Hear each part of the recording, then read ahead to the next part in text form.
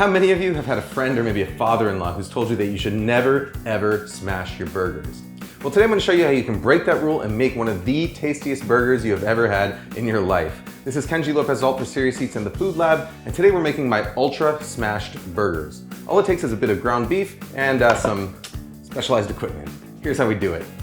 Now first off, you want your ground beef. You don't need to chop it yourself or grind it yourself. You don't need short ribs, brisket, anything like that. Just plain old ground chuck will do just fine. What you really want is meat that's at least 20% fat. This one is actually 25% fat, which is going to give us a nice juicy burger. Next up, we got our burger bun. Again, nothing special. Next, we got our sauce. You can use whatever you want here, ketchup, mayonnaise. I'm using this Thousand Island style sauce. Finally, we move on to our toppings. Now, I like to use pickles and onions in my burger. You can use tomatoes, lettuce, whatever you want, just keep it simple. The most important part is the cheese. It has to be American cheese. And now I know what some of you are gonna say, American cheese tastes like plastic, it doesn't taste like anything. Nothing else melts like it, and for a burger of this style, it is the one you want. Save the fancy cheese for the cheese plate. Trust me on this. Now, a normal burger might have a patty about 4 to 5 ounces or so.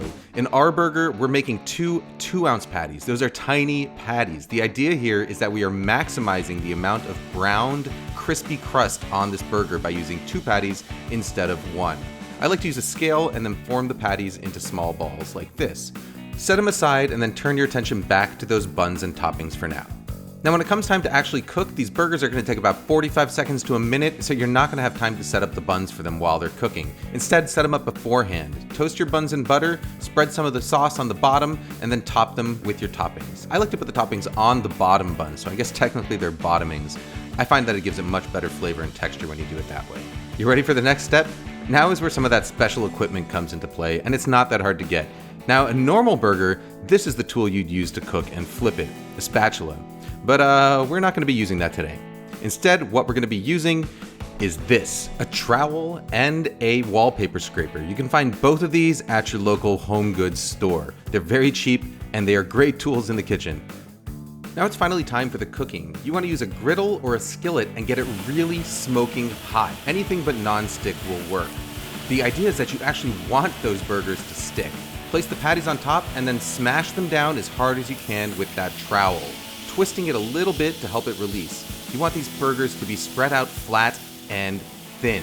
The idea is that they're pretty much instantly going to start browning and that Maillard reaction is going to be maximized. Season them on the top with some salt and pepper, and by the way, make sure to turn on all of your fans.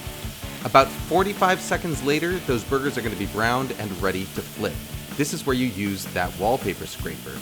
Use that scraper to scrape up the bottom of the burger, pressing down with firm, hard pressure so that you get every last bit of browned crust off of the surface.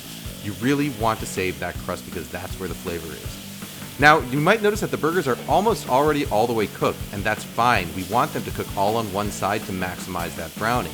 Flip them over, immediately lay a slice of cheese on top of one patty, and then stack the other one on top. They don't need to spend any time cooking on that second side. Now it's ready to go into the bun. Slip that burger on top of its bottomings and then pause just for a second to admire that glistening, crispy brown crust. But not too long because this burger doesn't get better as it sits. Close it up and then dig in.